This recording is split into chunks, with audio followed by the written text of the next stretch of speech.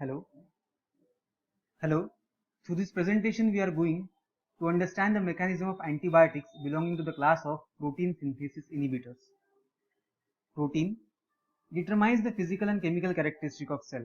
It regulates metabolism and growth in the form of enzymes, signaling and structural molecules. Protein synthesis is directed by gene expression. Firstly, the information is encoded from specific region of DNA and transcripted into RNA. Then, the RNA attaches to a ribosome where the information coded in RNA is translated by the help of anticodon into corresponding sequence of amino acid, finally to form new protein molecule. While looking at the transcription process, it involves two important steps, that is formation of prematured mRNA, which involves the exons and interons, which is further processed by SNRPs to form matured mRNA.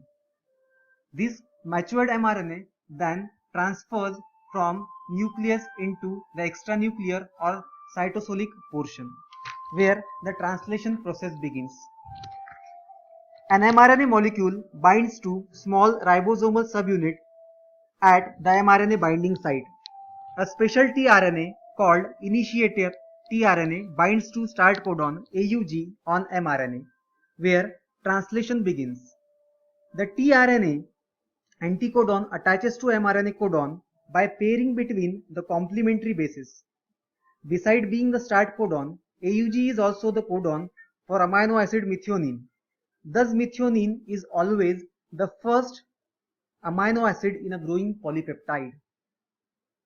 Next, the large ribosomal subunit attaches to smaller ribosomal subunit mRNA complex, creating a functional ribosome. The initiator tRNA with its amino acid methionine fits into the P site of ribosome.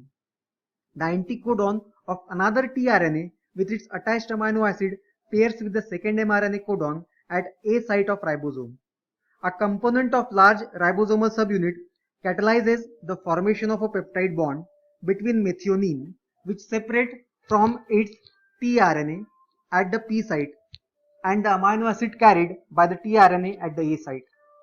After peptide bond formation, the tRNA at the P site detaches from the ribosome and the ribosome shifts the mRNA strand by one codon. The tRNA in the A site bearing the dipeptide shift into the P site, allowing the another tRNA with its amino acid to bind to a newly exposed codon at the A site. These steps occurs repeatedly and the polypeptide progressively lengthens. Protein synthesis ends when the ribosome reaches a stop codon, at which time the completed protein detaches from the final tRNA. When the tRNA vacates the A site, the ribosome split into its large and small subunits. Protein synthesis progress at a rate of about 15 peptide bonds per second in case of eukaryotes and 20 peptides per second in the case of prokaryotes.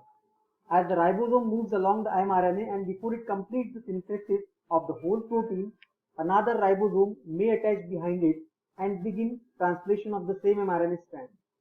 Several ribosomes attached to the same mRNA constitute a polyribosome.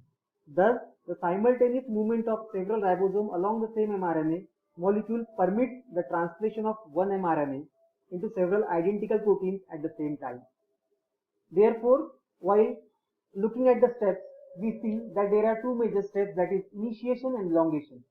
Initiation involves the formation of initiator complex, whereas elongation involves the entry of amino acid with tRNA, followed by transpeptidation, and finally the translocation of formed peptide chain.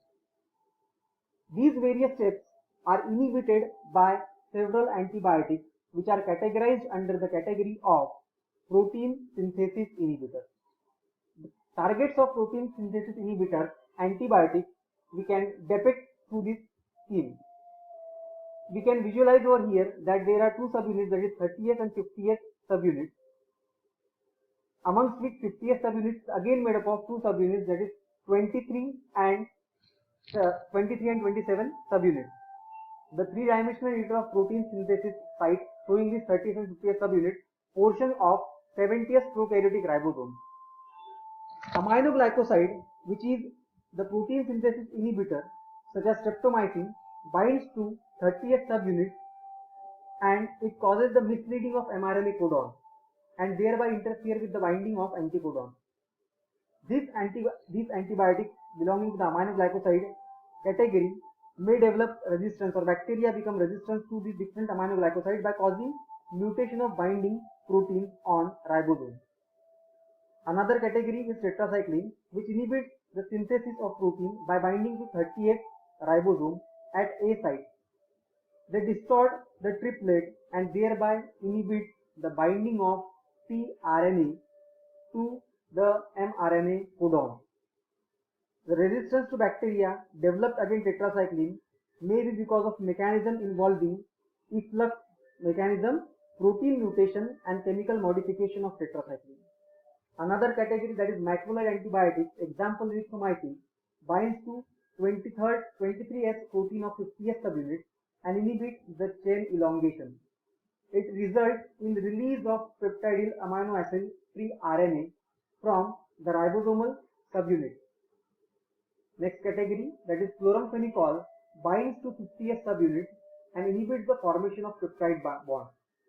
The resistance to chloramphenicol develops majorly by inactivation through enzyme leading to formation of acetyl chloramphenicol and also by efflux mechanism. So overall, looking at the targets of antibiotics, we see that there are two binding sites, that is 30th ribosome and 50th subunit ribosome.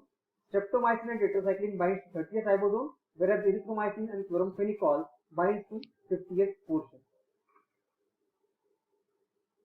We can concrete the data which we have under studied through revision by filling the blocks given in the below scheme. You have to fill either the mechanism or example of antibiotics of which mechanism is already given. Thank you.